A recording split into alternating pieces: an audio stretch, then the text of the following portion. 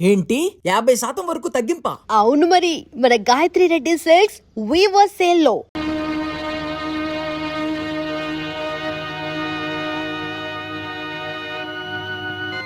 నేనెవరినమ్మా ఆయనకి? మీరు అయిన వాళ్ళు గనక మీతో చెప్పుకున్నారు, మీరు చూసుకున్నారు. నేనంత కావాల్సిందని అనుకుంటే ఆయన నాకు ఒక ఉత్తర ముక్కైనా రాశారా? పోనీ నువ్వైనా రాసావా? అన్నీ రాశాడే. రాశారు అందరే. నేను అందరికి పరాయిదాని అయిపోయాను, ఎవరికి అక్కర్లేదని అయిపోయాను. సరే, ఆ డాక్టర్ పేరేంటి? కృష్ణమూర్తి.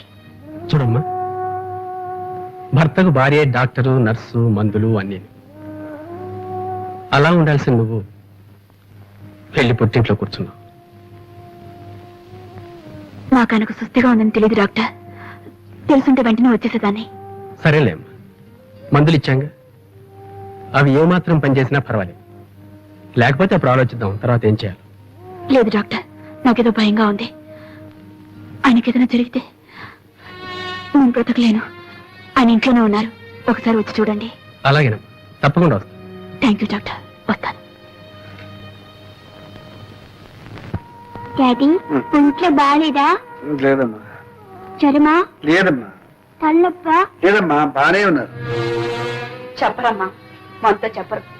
ఊళ్ళో వాళ్ళకైతే చెప్పుకుంటారు, మనకన్నా వాళ్ళేగా కావాల్సిన. దుర్గా, మరి ఇంకేమిటండి, నన్ను రాక్షసిని కయ్యాడిని చేయటానికి నాకు దిక్కు ముక్కు లేదు. నా భార్య నన్ను సరిగ్గా చూసుకోవటం లేదు అని నలుగురు అనుకోవాలనేగా ఆ సరళింటికి వెళ్ళి కూర్చున్నారు. దుర్గా, అంతకన్నా దిక్కులేని వాళ్ళ కోసం కట్టిన గవర్నమెంట్ ఆసుపత్రులు ఉన్నాయి, అక్కడికి వెళ్ళి చేరకపోయారా? నువ్వేం మాట్లాడుతున్నావో నీకు తెలుసా? మీరేం చేశారో మీకు తెలుసా? మీకు ఇంత సుస్థి చేస్తే నాకు ఒక ఉత్తరమైన రాశారా? ఆ మాత్రం బాధ్యత లేదా? ఆశా దుర్గా, నీకు ఉత్తరం రాశాను. ఎందుకంటే అబద్ధాలు చెప్తారు? మీ మనీ అటు అందినప్పుడు మీ ఉత్తరం అంతదా? సరే, ఎందుకండి ఇప్పుడు ఏమంతా?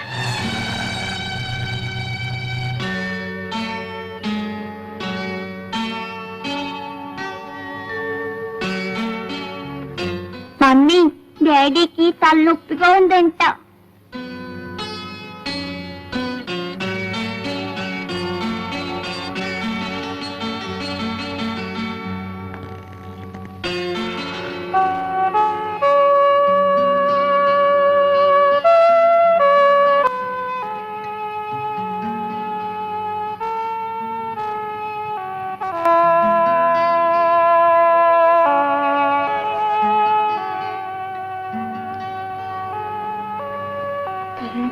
కొంచెం చెప్పకూడదా?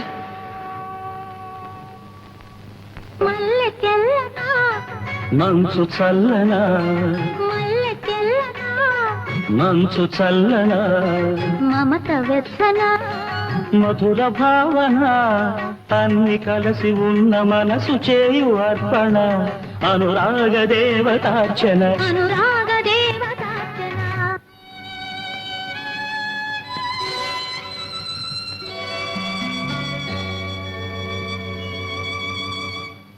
అమ్మగారు, డాక్టర్ గారు వస్తున్నారు. Hello miss Prasad, how are you?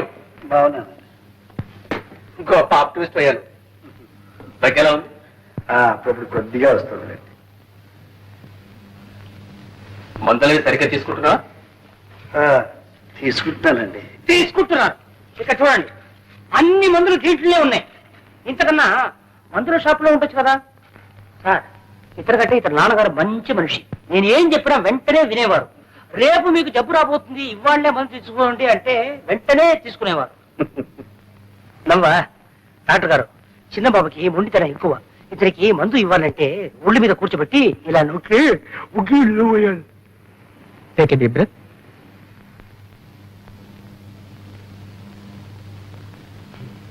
ఎలా ఉంది డాక్టర్? ఓసారి అలా రామ్మా. వస్తాను miss Prasad. Thank you doctor.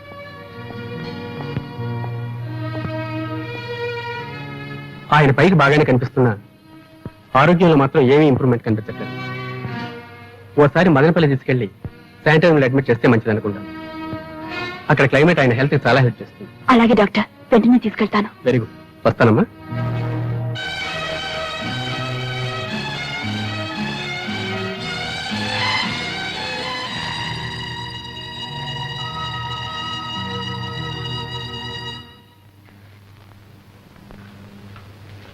ఏమన్నా డాక్టర్? మదనపల్లి తీసుకెళ్ళమన్నారు. ఈ డాక్టర్లకు చూపించడమే పొరపాటు. ఏదో ఒకటి చెప్తుంటా. ఈ సరళకు అంతకన్నా పని లేదు. వద్దమ్మాటను కొద్దీ డాక్టర్ని పంపిస్తాను.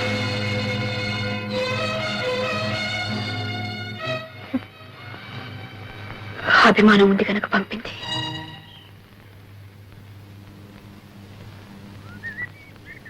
చూడు బాబు, ఇది హైదరాబాద్ చేరాల్సిన ఉత్తరం. నేనెవరో తెలియక ఇందులో పడేశారు. చాలా రోజుల నుంచి ఇది మా ఇంట్లోనే ఉంది. ఇది వాళ్ళకి ఇచ్చే. ఇలా ఇవ్వండి, నేను పోస్ట్ చేస్తాను. శ్రీమతి దుర్గా ప్రసాద్. ఇదిగోండి మీ పోస్ట్.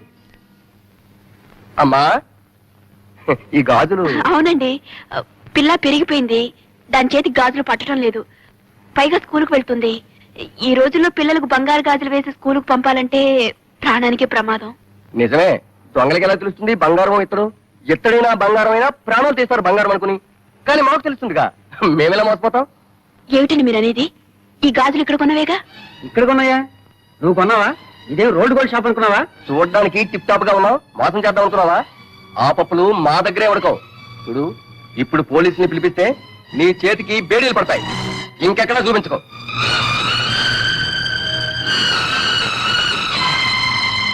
మరి ఇది? అది బంగారమే, ఇక్కడ కొన్నదేనమ్మా. రెండు ఇక్కడే కొన్నవనుకున్నానండి, క్షమించండి. వదినా, ఏమిటి బట్టలు సర్దుతున్నావు? ప్రయాణమా? డాక్టర్ గారు నన్ను మదనపల్లి తీసుకెళ్ళమన్నారు. వెళ్తున్నాం. దుర్గా, మనం మదనపల్లి వెళ్ళడం లేదు. ఏ? నా దగ్గర డబ్బు లేదు. నా దగ్గర డబ్బుంది. ఎక్కడిది? నా పుట్టిన నుంచి తెచ్చింది కాదులేండి. నాకు తెలుసు ఆ డబ్బుని మీరు విషయంలా చూస్తారని. మరి ఇంకెక్కడిది? మీరు ఇంటి ఖర్చుకి ఇచ్చిన డబ్బుల్లో మిగుల్చుకుని దాచుకుంది. సరేనా? నువ్వు దాచుకున్న డబ్బు నీదే అవుతుంది. చూసావా చూసావా సరళ, నీది నాది అంటూ ఎలా వేరు చేసి మాట్లాడుతున్నారు. నేను కాదు వేరు చేసి. నువ్వు ఇచ్చిన డబ్బు అప్పుడే అయిపోయిందని అడిగిన దానికి ఏం చేశావు? మీరు ఇచ్చే ప్రతి పైసా లెక్క రాసి పెట్టాను. కావాలంటే చూసుకోండి అని లెక్క పక్కన తీసుకొచ్చి నా మొహాన్ని కొట్టాను. చూడక్కర్లేదు అంటే నా డబ్బే నీకు అక్కర్లేదన్నా. ఇంత చిన్న విషయానికి రథస్ చేసి ఇంట్లో వెళ్ళిపోయాం. నా డబ్బు నీకు అక్కర్లేకపోయినప్పుడు నీ డబ్బు నాకెందుకు కావాలి? నీకే నాకు ఉంది ఆత్మాభిమానం. ఓహో, ఆత్మాభిమానం ఉండేనా? సుస్థి చేసినప్పుడు సొంత ఇంటిని పెళ్ళాన్ని వద్దనుకుని ఎవరో పరాయి వాడు మధు ఇంట్లో ఉన్నారు. ఆయన డబ్బు మీకు సొంతమైంది కదా? ఎందుకు కాదు?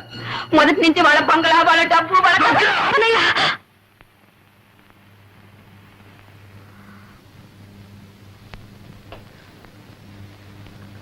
ఏమిటది? మీరు ఇలా కీచులాడుకుంటుంటే నాకు సిగ్గుగా ఉంది. అడగవే, ఆయన అడుగు. మదనపల్లికి వస్తారా లేదా అని అడుగు. చావనైనా చస్తాను కానీ నేను రాను. చూస్తారా? చచ్చి నన్ను సాధిస్తారా? సరే, మీ ఇష్టం. చచ్చిపోయిన తర్వాత ఎవరికీ బాధ ఉండదు. దుర్గా,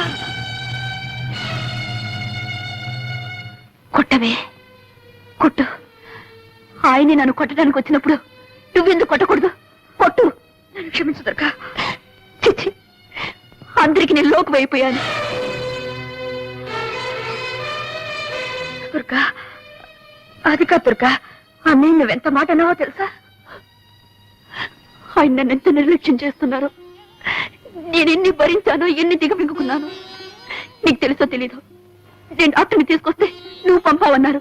దానికి అర్థం ఏమిటి? ఆయనంటే నాకేమీ అక్కర్లేదనేగా. సరే, పొరపాటు అనుకోవచ్చు. నువ్వు పంపినా ఒకటే, నేను పంపినా ఒకటే. కన్న బిడ్డకి ఎప్పుడో బంగారు గాజులు తెచ్చిచ్చారు. అవసరానికి వాటిని అమ్మటానికి పోతే అవి గిల్టు అని తేలింది. ఆ షాప్ వాడు నన్ను ఎంత అసహ్యంగా మాట్లాడాడో తెలుసా? లేకపోతే లేదని చెప్పొచ్చుగా. ఎందుకీ నాటకం? ఎవరిని మోసం చేయడానికి? ఆ కన్న బిడ్డనా? అవును, కన్నబిడ్డ. అందుకే ఆ చనువు తీసుకున్నా. నువ్వు కట్టుకున్న భార్యవే. ఆ చనువు తీసుకోగలిగానా? నిన్ను మోసం చేయగలిగానా? ఇదిగో, నీకు ఇచ్చిన ఆ నెక్లెస్ బంగారం. నీకు తెలుసలేదు? తెలుసు. దాన్ని అమ్మే డబ్బు తెచ్చారు. నా దగ్గర నగలు లెక్కారు. అది మీరిచ్చిన నగ, మీ డబ్బు.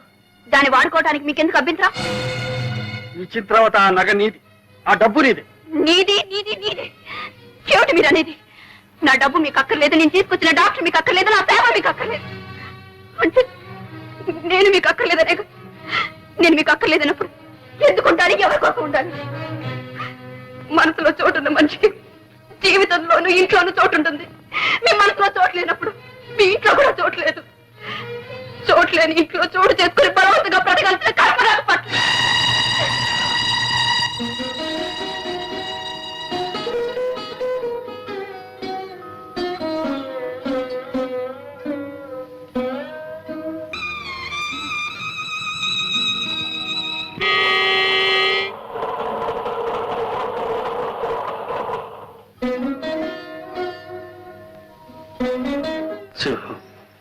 చిన్నబాబు, అది హైదరాబాద్ వెళ్ళే రైలు కదా?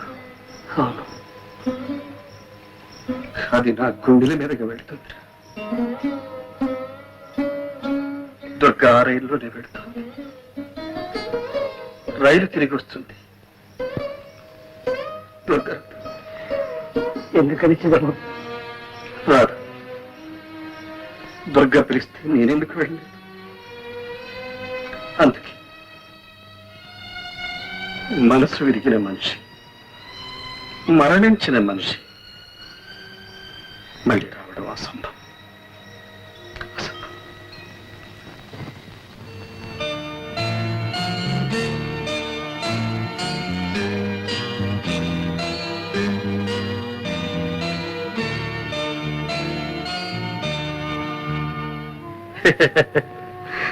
నాకు బాధలు ఎక్కడున్నాయమ్మా? దుర్గ లేకపోతే నేను ఒక్కడిని ఎక్కడైనా ఎలాగైనా బ్రతకాలి, హాయిగా బ్రతకాలి. దుర్గ లేకపోవడమే నీకు హాయిగా ఉందా అన్నయ్య? బాధ లేకపోవడమే హాయి కదమ్మా. ఒక్క మాట అడుగుతాను చెప్పన్నయ్యా, నీ అప్పులు నీ బాధలు దుర్గకి ఎన్నడైనా చెప్పావా? లేదు. ఏ ఎందుకు చెప్పలేదు? సరే, మొగుల్ని ప్రేమించడం వేరు, అర్థం చేసుకోవడం వేరు. దుర్గకు ప్రేమించడమే తెలుసు, అర్థం చేసుకోవడం తెలియదు. ఆమెకి చేత కాదు. అలాగనే ఆమెకేమీ చెప్పకుండా అన్నీ దాచుకున్నావు. నీ కష్ట సుఖాలు చెప్పలేదు, నీ ఇష్టాలు చెప్పలేదు. నువ్వేం చేస్తున్నావు, ఎలా సంపాదిస్తున్నావు, ఎంత సంపాదిస్తున్నావో ఆమెకి తెలియదు. చివరికి నీ వినోదం కోసం నువ్వే చక్రపాణి అన్న సంగతి కూడా ఆమెకి తెలియకుండా దాచుకున్నావు. ఇన్ని దాచుకున్న భర్తను ఏ భార్య అయినా ఎలా అర్థం చేసుకుంటుంది? అతని బాధల్ని ఎలా పంచుకోగలుగుతుంది? అన్నయ్య, దుర్గేలా కావడానికి నువ్వే కారణం. నిజమేనమ్మా, అన్ని దాచుకున్నాను, మింగుకున్నాను. 4 ఏళ్ళు తన అర్థం లేని ఆత్మాభిమానాన్ని, అహంకారాన్ని సహించాను, భరించాను. సొంతలు విడిచిపెట్టి అద్దెకుంపుకు వచ్చినప్పుడే చెప్పారు, మీ పుట్టింటి నుంచి ఏమి తెప్పించుకోవద్దని. వినదా? ఎన్నిసార్లు మీకు వీలు కాకపోతే చెప్పండి, నా పుట్టింటి నుంచి తెప్పించుకుంటారు. ఎన్నిసార్లు నా పేదరికాన్ని గుర్తు చేసి. ఆ బాధ నీకు తెలియదమ్మా. తను ఏ ఆట ఆడినా, ఏ పాట పాడినా నేను కాదలేదు. ఇల్లే అమ్ముకున్నాను, అప్లై చేశాను, ఏం చేశాను? నన్ను సుఖపెట్టడానికి, సంతోషపెట్టడానికి ప్రయత్నించాను. నా స్థితి తనకు మాత్రం తెలియదా? ఏం చేస్తున్నారు, ఎక్కడి నుంచి తెస్తున్నారని ఒకసారి అడిగిందా? ఫ్రిడ్జ్ అని, టీవీ అని, కనీసం ఇన్స్టాల్మెంట్ లోనో కరాలని అన్ని పెంచుకుంటూ పోయి, తెచ్చిస్తే తీసుకునేది, తెచ్చకపోతే తెప్పించుకుంటాను అని. అలాంటి దాంతో ఏం చెప్పమంటావు, ఏం చేయమంటావు? అయిపోయి నా ఓపిక కూడా ఓకే. అన్నయ్యా, ఇన్నాళ్ళు నా మనసు ఒంటి స్తంభం మేడల ఒక్క దుర్గపైనే ఆధారపడి తను వెళ్ళిపోయింది. కాస్త కూడా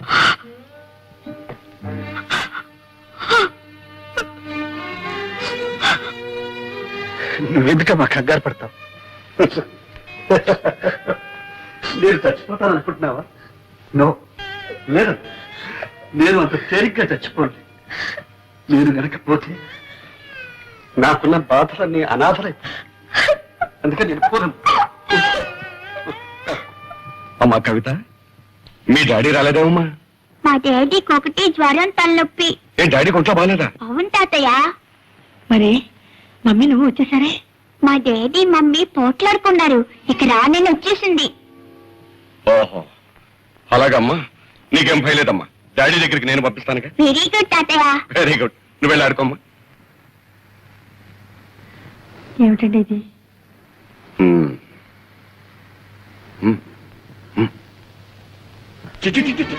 ఎందుకే ఏళ్ళు నీకు వచ్చినాయి, తెచ్చుకో వచ్చినాయి, ఇంకా చిక్కులు కూడా నిలబడామే. ఇంకొక క్షణం నా ఇంట్లో ఉంటారు వీళ్ళు. ఏమండి తాగొచ్చి తన్నా ఆడుతున్నారా? నా ఇష్టంలో తాగుతాను తనని ఆడతాను, నువ్వెవరు ఆడటానికి? ఇంకా అది బట్టి మాటలతో ఫెయిల్ అయిపోతాను. ఏం మాట్లాడుతున్నారు మీకు తెలుస్తుందా? మీకేమైనా మర్చిపోయిందా? మర్చిపోయిన మాట్లాడే నీకు మాట్లాడంటే మత్తులు ఇరిగిపోతాయి జగన్. నీ పెట్టి బేడ పట్టుకు పోయి నన్ను ఎక్కడ పొమ్మంటారండి? ఎక్కడ పోవాలో అది కూడా నేను చెప్పానా? మొగుడు వదిలిపెట్టినారది, మొగుడు వదిలిపెట్టినారది, ఎక్కడికి వెళ్ళాలో నాకంటే నీ కూతురు బాగా తెలిసే దాని చెప్తుంది. ఇగో నీ పుట్టింటికి పోతావో లేకపోతే ఎక్కడికి పోతావో మళ్ళీ ఈ జన్మలో నీ ముఖాన్ని చూపించు. మొగుడంటే ఇల్లంటే ఒక గౌరవం ఉండాలి. ఏమిటే పెద్ద స్త్రీరంగ నీతులు చెబుతున్నావు? నేను మగాణ్ణి, నీ మొగుణ్ణి, నా అవసరాలు నాకుంటాయి. అవన్నీ నీతో చెప్పాలా? నాకు అర్జెంటుగా ₹1,00,000 కావాలి. పోయి పుట్టింటికి వెళ్ళి తీసురా. ఉన్నాయి కానీ అప్పకు లక్షల కోట్లు. అయ్యో ఏమిటి నీ కర్మ? మా నాన్న ఏమని అడుగుతానండి? అడిగితే మీరెంత చులకడైపోతారు. పుట్టి నుంచి డబ్బు తెస్తాయి, మీ మర్యాద అవుతుందండి. మర్యాద ఏమిటే మర్యాద? నీకు కావాల్సిన తెచ్చుకున్నావుగా, నగలు, చీరలు, బీరువాలు, పోషణలు. ఏ నాకు తెచ్చారా నీ మర్యాద లేదు? ఆడదాని మీద చేయిస్తావా? నీకు సిగ్గు లేదు? ఏమో ఏంటి సిగ్గు గిగ్గు అంటున్నావు? ఇది మా భార్యాభర్తల విషయం, నువ్వెవరు కలిగి చేసుకోవడానికి? నీ ఇంట్లో నీ పెత్తనం చలాయించుకో. ఇది నా ఇల్లు. నేనేనాడు ఇంట్లో కాలు పెట్టానో ఆనాడు నా ఇల్లు. నీకేం సంబంధం? వదిన మొగుడితో ఏదో బుద్ధిగా కాపురం చేస్తున్న దానిలో తగుదనమ్మా అని వచ్చి నీతో చెప్తుంది నీతులు.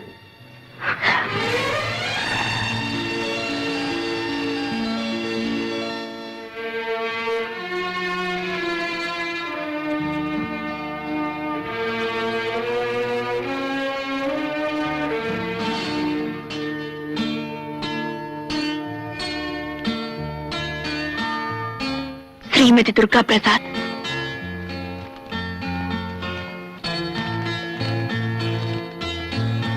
దుర్గా, నువ్వు వెళ్ళావు. ఈ ఇల్లు, నా కళ్ళు, నా మనసు అంతా ఖాళీ అయిపోయింది. నా ఆరోగ్యం బాగోలేదు. తొందరగా రా.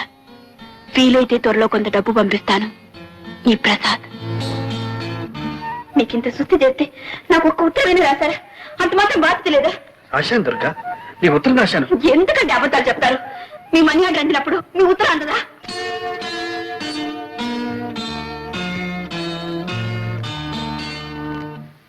దాంపత్య జీవితం మధురాతి మధురంగా మలుచుకోవాలంటే ప్రతి భర్త ప్రతి భార్య ఒక్కసారి కాదు 100 సార్లు చదవాలి చక్రపాణి గారి ఆత్మార్పణని. భగవద్గీత ఎన్నిసార్లు చదివినా ప్రతిసారి అంతో ఇంతో కొత్త అర్థం గోచరిస్తుంది, కొత్త ఆనందం కలిగిస్తుంది. అలాగే ఆత్మార్పణ నవల చదివితే అలాంటి ప్రయోజనమే కలుగుతుంది. మహిళా మండలి అధ్యక్షురాలు శ్రీమతి యశోధర గారికి ఈ ఆత్మార్పణ మొదటి ప్రతిని ఇవ్వటం చాలా సముచితంగా ఉంది. చక్రపాణి గారు కూడా 2 మాటలు చెప్పాలి.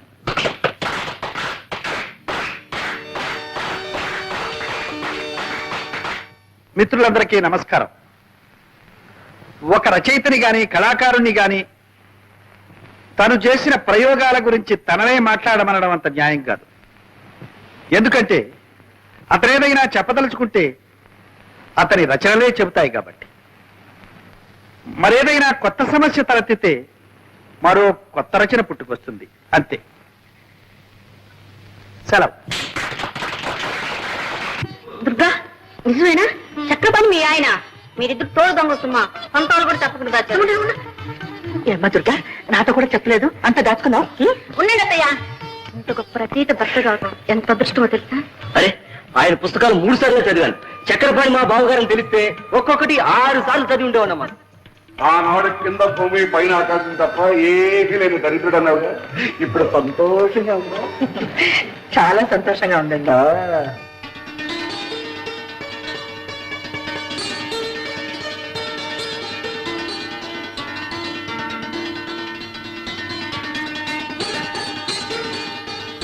కలం పేరు చక్రపాణి, అసలు పేరు ప్రసాద్. కలం పేరు చక్రపాణి. వాడొక బచ్చ పుట్టి 2 ఏళ్ళు అయింది. పంది పిల్లల్ని ఏంటుంది చూడు, ఒక మందర. కోడి పిల్లల్ని పొదుగుతుంది ఒక 20-21. అట్లా కనిపించిన 10 పత్రికలను రాసి పారేస్తున్నాడు ఏదో చెత్త.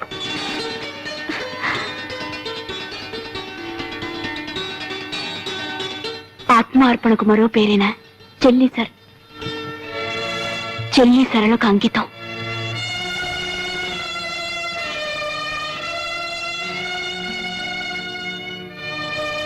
ఈ నవలకు జవం జీవం నా అర్థానికి దుర్గా.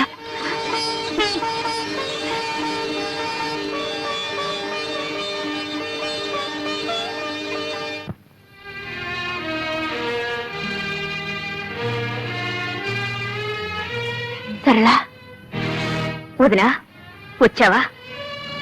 అవును సరళా, సరాసరి నీ దగ్గరికి వచ్చేసాను. నీ అన్నయ్య దగ్గరికి వెళ్ళాలంటే నాకెందుకో జంకగా ఉంది. చాలా ఆలస్యంగా వచ్చావు వదినా. అన్నయ్య నీకు శాశ్వతంగా దూరం అయ్యే వరకు నువ్వు పట్టించుకోనే లేదు. సరళా, ఏమైంది సరళా?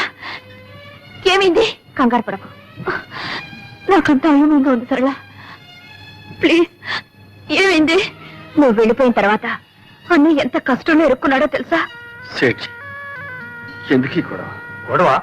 అరే, అమ్కి అప్పు వసూలు చేయడానికి రావడం గొడవ. మీరు కోర్టుకి రాకుండా మనిషి పత్తా లేకుండా పోతే అది గొడవ కాదు. సామాను జప్తు చేయడానికి వస్తే అంత అమ్మ గారిది అయ్యా గారిది కాదు అని మీ వాడు మీదికి దూకితే అది గొడవ కాదు. అది కాదు సేఠ్, వాడు చెప్పిందంతా నిజం. ఇక్కడ నువ్వేమీ నవ్వుతావు. మర్యాదగా జప్తు చేయనిస్తారా? సరే, అది నాది కాదు ఇది నాది కాదని మడత పేచీలు పెడితే రేపు ఈ పాటికి అరెస్ట్ వారెంట్ తెచ్చి అతన్ని జైల్లో దోయించేస్తాను. నువ్వు నా చిన్నబాబుని జైల్లో కూర్చోబెడుతున్నావా? ఎలా పెడతావో చూస్తా. నేను చూస్తాను. ఏం చూస్తావు? సింహం, నువ్వు ఊరుకో.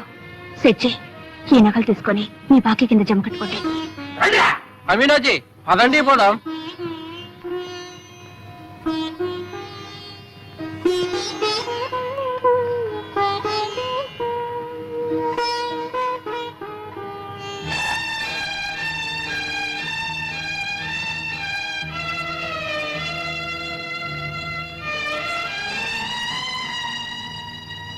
సరళ,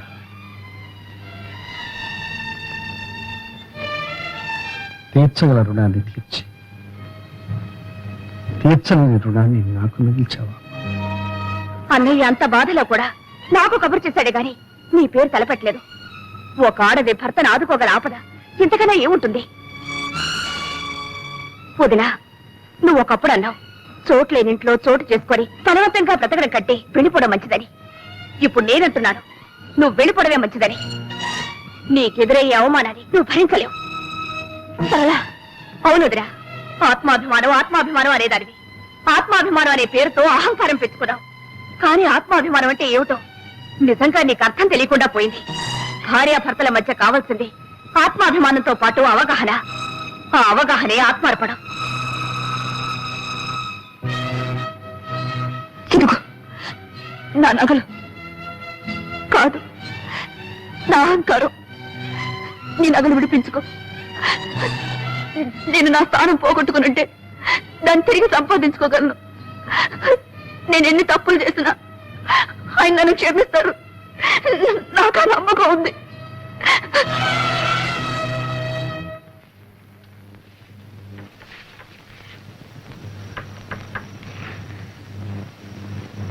కవిత, నువ్వు ముందు వెళ్ళమ్మా.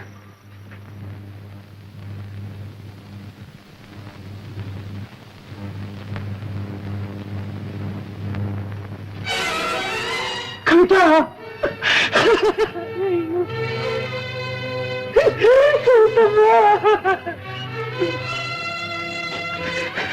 అమ్మ రాలేదమ్మా.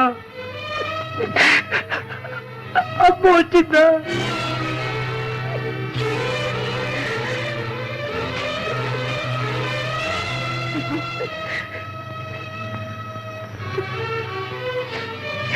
ఇప్పుడు వచ్చి ఏం ప్రయోజనం అమ్మగారు? అంతా అయిపోయింది. ఏం జరిగింది? అసలు విషయం ఏమిటో చెప్పు. ఏముందమ్మా, ఒకటే విషయం. జీవితంలో ఆఖరి నాటకం ఆడిపోతున్నానని చెప్పి చిన్నబాబు వెళ్ళిపోయానమ్మా. తగ్గేది బతిగా ఉందమ్మా. ఆయన ఆఖరి నాటకం చెప్పినా కూడా వెంట వెళ్లకుండా ఇక్కడే ఉన్నావా? ఇదే నాని మీద నీకున్న విశ్వాసం. దుర్గమ్మ, నా విశ్వాసాన్ని గురించి అడుగుతున్నారా? చిన్నబాబు దగ్గర మీరు ఎప్పుడు వచ్చారమ్మా? నా తర్వాతేగా. ఆ అతని గురించి మీకేం తెలుసమ్మా? ఆయన ఆఖరి నాడగా అన్నగానే అల్లాడిపోయారే. ఆ మాట విన్నప్పుడు నేను ఎలా భరించగలనమ్మా? గుండె బద్దలైపోయింది. నా మనసు మొత్తుబారి రాయిలా ఇక్కడ పడున్నాను. భగవంతుడే అతన్ని కాపాడాను.